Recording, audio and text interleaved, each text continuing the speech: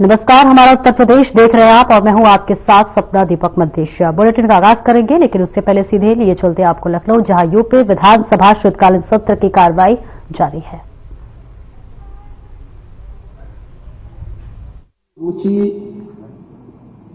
और अपने स्वयं के एजेंडे के अनुरूप ही उन्होंने अपने वक्तव्य को यहां पे रखा है। मुझे आश्चर्य होता है कि हमारे नेता विरोधी दल वरिष्ठ सदस्य हैं, इस सदन के माननीय अध्यक्ष भी रहे हैं और प्रदेश सरकार में मंत्री के रूप में भी उन्होंने कार्य किया है। एक लंबे समय से सार्वजनिक जीवन में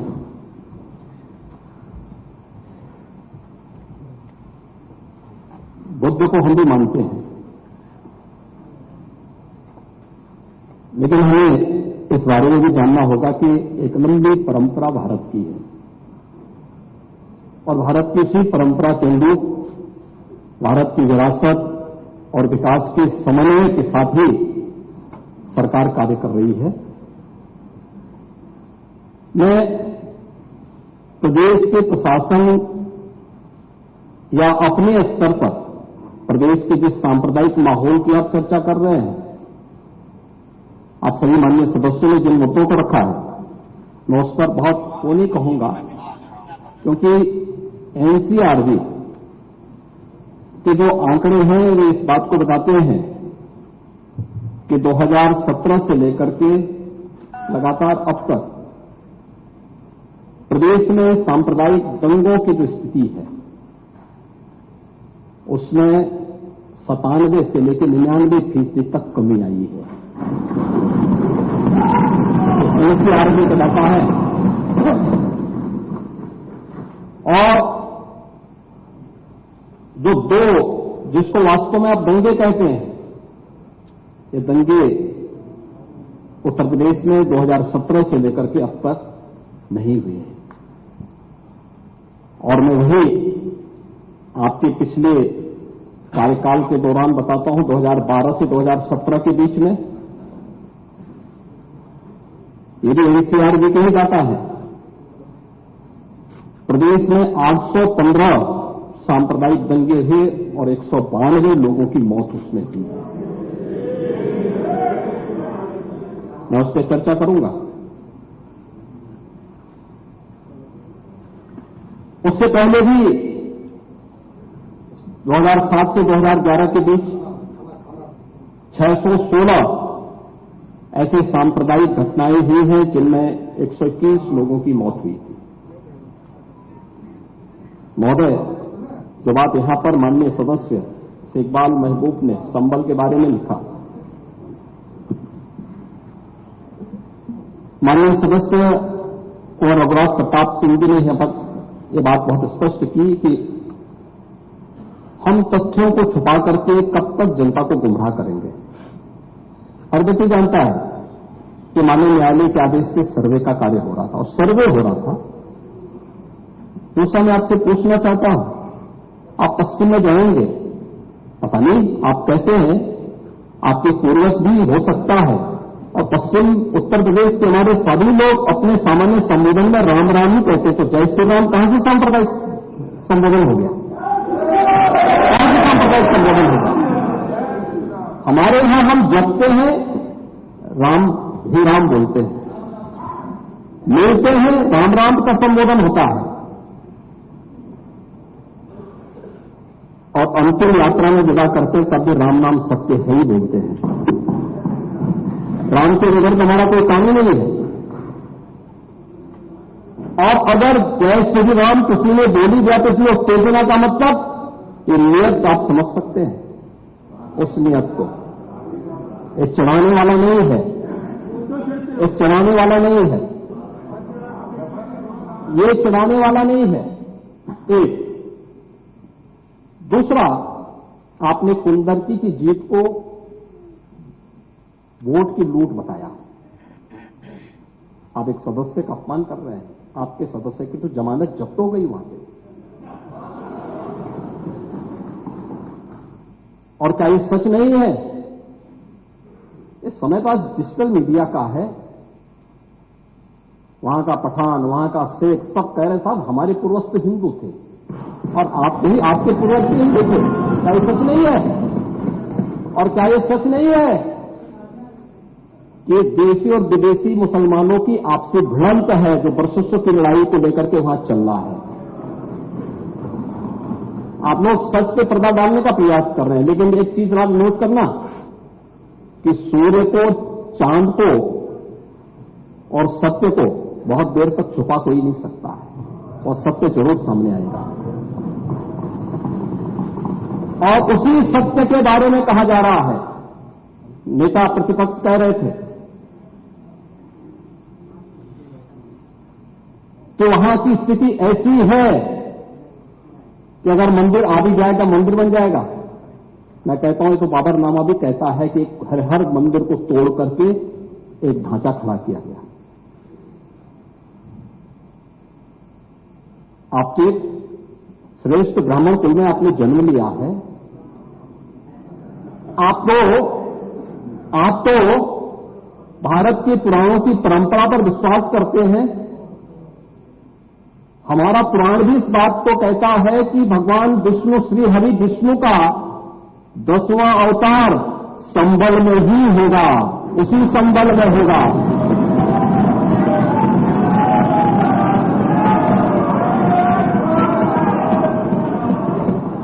और यह तो केवल सर्वे की बात थी। माननीय न्यायालय के आदेश पर जिलाधिकारी का मतलब जिले का एडमिनिस्ट्रेटिव हेड, पुलिस अधीक्षक उस जिले की पुलिस फोर्स का मुखिया है। इनका दायित्व है कि शांतिपूर्ण तरीके से किसी सर्वे के कार्यक्रम को वहां पे संपन्न करना, माननीय न्यायालय के आदेश को अक्षरशः अनुपालन करना। और सर्वे 19 नवंबर को भी हुआ, 21 नवंबर को भी हुआ, 24 नवंबर को भी सर्वे का कार्य चल रहा था। क्या ये संभव है? ये 21 को संपन्न नहीं हुआ था। ये लगातार सर्वे का काम चल रहा था और सर्वे के कार्य के दौरान पहले 2 दिन कोई भी शांति भंग नहीं हुई। तीसरे दिन जब 23 नवंबर को जुमे की नमाज के पहले और जुमे की नमाज के दौरान जिस प्रकार की तकरीरें दी गई, उन तकरीरों के बाद माहौल खराब हुआ और फिर उसके बाद जिस प्रकार की स्थितियां की गई थी वो सबके सामने है। और इसलिए मैं कह रहा हूं, हमारी सरकार ने तो पहले ही कहा कि हम जुडिशियल कमीशन बनाएंगे। ये एक्ट के अंतर्गत ही कमीशन बना हुआ है। माननीय सदन में उसकी रिपोर्ट भी आएगी। दूध का दूध और पानी का पानी सबके सामने आएगा। मैं केवल एक बात कहना चाहता हूं कि अगर संभल के बारे में हम जब बात करते हैं महोदय, एक लंबा सिलसिला है इस संभल का। और अगर मैं संभल की जब चर्चा करता हूं तो संभल में कैसे माहौल खराब किया गया वहां पे। इस संभल में दंगों का जो इतिहास है 1947 से ही प्रारंभ होता है। 1947 में एक मौत होती है, 1948 में 6 लोग मारे जाते हैं, 1958 में भी दंगा होता है, 1962 में भी दंगा होता है, 1976 में भी 5 लोगों की मौत वहां पर हुई थी और 1978 में 184 हिंदुओं को सामूहिक रूप से जला दिया गया। 184 हिंदुओं को हत्या हुई थी, हिंदुओं की हत्या हुई थी और जलाना भी गया था और 184 हिंदू मारे गए थे वहां। 184 मैं वही तो कह रहा हूं ना, आप उस सच को स्वीकार नहीं करेंगे, आप उस सच्चाई को स्वीकार नहीं करेंगे। और लगातार कई महीनों तक वहां कर्फ्यू था। 1980 में फिर दंगा हुआ था, एक मृत्यु हुई। 1982 में फिर दंगा हुआ, एक मृत्यु हुई। 1986 में 4 लोग मारे गए और 1990 फिर 1992 में 5 मौतें हुई, 1996 में 2 मौतें हुई। तो लगातार ये सिलसिला चलता रहा। 1947 से लेकर के अब तक 209 हिंदुओं की निर्मम हत्या वहां हुई है संभल के अंदर, 209 हिंदुओं की। और एक भी बार किसी ने उन निर्दोष हिंदुओं के लिए कभी 2 शब्द नहीं कहे, उनके प्रति, उन परिवारों के प्रति संवेदना के शब्द नहीं कहे। महोदय, जो आप घड़ियाली आंसू बहा रहे हैं, ये लोग कभी भी उन निर्दोष हिंदुओं के बारे में कभी 2 शब्द नहीं कहे। वहां पर 1978 में जो दंगा हुआ था, महोदय, किस प्रकार की स्थिति थी। एक वैश्य जिसने सबको उधार दे रखा था पैसा, और उस बात को मानता था कि साहब मैं तो सबको पैसा देता हूं, मेरे यहां तो सब व्यवसाय के साथ जुड़े हुए हैं। अगल बगल के हिंदू दंगा होने के बाद उनके घर में इकट्ठे होते हैं। इकट्ठा होने के बाद उनको घेर लिया जाता है। घेरने के बाद वो बोलते हैं आप हमें। वहीं रूस और भारत के गहराते रिश्तों के बीच भारतीयों के लिए एक अच्छी खबर सामने आई है। अब भारत के लोग जल्द ही बिना वीजा के रूस घूम सकते हैं। जी हां, दरअसल रूस साल 2025 से भारतीयों को वीजा फ्री एंट्री दे सकता है। रूस और भारत के बीच वीजा फ्री टूरिस्ट एक्सचेंज को लागू करने के लिए चर्चा हो रही है। रूस और भारत के बीच की दोस्ती किसी से छिपी नहीं है और इस दोस्ती को रंग देने के लिए दोनों देश एक नए समझौते को रंग देने पर विचार कर रहे हैं। वर्तमान समय में रूस अपने वीजा मुक्त टूरिस्ट एक्सचेंज प्रोग्राम के तहत चीन और ईरान के यात्रियों के लिए वीजा फ्री एंट्री की सुविधा देता है और अब इस लिस्ट में भारत का नाम भी आने वाला है। जी हां, भारतीयों के लिए ये सुविधा साल 2025 में शुरू हो सकती है। रूस जाने वालों के लिए खुशखबरी है ये।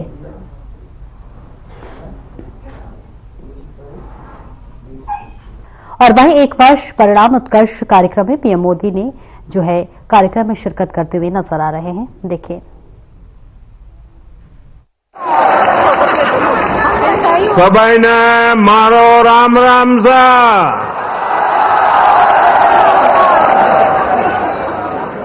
राजस्थान के गवर्नर श्री हरिभाऊ बागड़े जी, राजस्थान के लोकप्रिय मुख्यमंत्री श्री भजनलाल शर्मा जी, मध्य प्रदेश से विशेष रूप से आज पधारे हुए हमारे लाडले मुख्यमंत्री मोहन यादव जी, केंद्र में मंत्रिपरिषद के मेरे साथी श्रीमान सीआर पाटिल जी, भागीरथ चौधरी जी, राजस्थान के डिप्टी सीएम दिया कुमारी जी, प्रेमचंद भैरवा जी, अन्य मंत्रीगण, सांसदगण, राजस्थान के विधायक, अन्य महानुभाव और राजस्थान के मेरे प्यारे भाई और बहनों, और जो वर्चुअली हमारे साथ जुड़े हुए हैं, राजस्थान के हजारों पंचायतों में एकत्र आए हुए सभी मेरे भाई बहन, मैं राजस्थान की जनता को, राजस्थान की भाजपा सरकार को 1 साल पूरा करने के लिए बहुत बहुत बधाई देता हूं। और इस 1 साल की यात्रा के बाद आप जब लाखों की तादाद में आशीर्वाद देने के लिए आए हैं, और मैं उस तरफ देख रहा था जब खुली जीप में आ रहा था, शायद जितने लोग पंडाल में है 3 गुना लोग बाहर नजर आ रहे थे।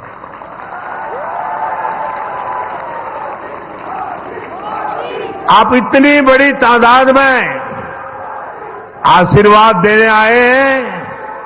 मेरा भी सौभाग्य है कि मैं आज आपके आशीर्वाद को प्राप्त कर सका। बीते 1 वर्ष में राजस्थान के विकास को नई गति, नई दिशा देने में भजनलाल जी और उनकी पूरी टीम ने बहुत परिश्रम किया है। यह पहला वर्ष एक प्रकार से आने वाले अनेक वर्षों की मजबूत नींव बना है, और इसलिए आज का उत्सव सरकार के 1 साल पूरा होने तक सीमित नहीं है।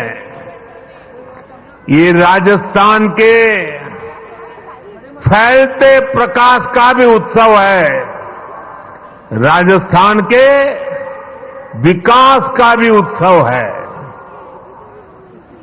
अभी कुछ दिन पहले ही मैं इन्वेस्टमेंट समिट के लिए राजस्थान आया था। देश और दुनिया भर के बड़े बड़े निवेशक यहां जुटे थे। अब आज यहां 45-50 हजार करोड़ रुपए से अधिक के प्रोजेक्ट्स का लोकार्पण और शिलान्यास हुआ है। ये प्रोजेक्ट राजस्थान में पानी की चुनौती का स्थायी समाधान करेंगे। ये प्रोजेक्ट राजस्थान को देश के सबसे कनेक्टेड राज्यों में से एक बनाएंगे। इससे राजस्थान में निवेश को बल मिलेगा, रोजगार के अनगिनत अवसर बनेंगे, राजस्थान के टूरिज्म को, यहां के किसानों को, मेरे नौजवान साथियों को इससे बहुत फायदा होगा। साथियों, आज भाजपा की डबल इंजन की सरकारें सुशासन का प्रतीक बन रही है। भाजपा जो भी संकल्प लेती है वो पूरा करने का ईमानदारी से प्रयास करती है। आज देश के लोग कह रहे हैं कि भाजपा सुशासन की गारंटी है, और तभी तो एक के बाद एक राज्यों में आज भाजपा को इतना भारी जन समर्थन मिल रहा है। देश ने लोकसभा में भाजपा को लगातार तीसरी बार देश की सेवा करने का अवसर दिया है। बीते 60 सालों में हिंदुस्तान में ऐसा नहीं हुआ 60 साल के बाद भारत के जनता ने तीसरी बार केंद्र में सरकार बनाई है। लगातार तीसरी बार हमें देशवासियों की सेवा करने का अवसर दिया है, आशीर्वाद दिए हैं। अभी कुछ दिन पहले ही महाराष्ट्र में भाजपा ने लगातार दूसरी बार सरकार बनाई और चुनाव नतीजों के हिसाब से देखें तो वहां भी ये लगातार तीसरी बार बहुमत मिला है। वहां भी पहले से कहीं अधिक सीटें भाजपा को मिली है। इससे पहले हरियाणा में लगातार तीसरी बार भाजपा की सरकार बनी है। हरियाणा में भी पहले से भी ज्यादा बहुमत लोगों ने हमें दिया है। अब ये भी राजस्थान के उपचुनाव में भी हमने देखा है कि कैसे भाजपा को लोगों ने जबरदस्त समर्थन दिया है। ये दिखाता है कि भाजपा के काम और भाजपा के कार्यकर्ताओं की मेहनत पर आज जनता जनार्दन का कितना विश्वास है। साथियों, राजस्थान तो वो राज्य है जिसकी सेवा का भाजपा को लंबे समय से सौभाग्य मिलता रहा है। पहले भैरव सिंह शेखावत जी ने राजस्थान में विकास की सशक्त नींव रखी। उनसे वसुंधरा राजे जी ने कमान ली और सुशासन की विरासत को आगे बढ़ाया। और अब भजनलाल जी की सरकार सुशासन की धरोहर को और समृद्ध करने में जुटी है। बीते 1 वर्ष के कार्यकाल में इसी की छाप दिखती है, इसी की छवि दिखती है। साथियों, बीते 1 वर्ष के दौरान क्या क्या काम हुए हैं उसके और फिलहाल इस बुलेटिन में इतना ही। दीजिए इजाजत। नमस्कार।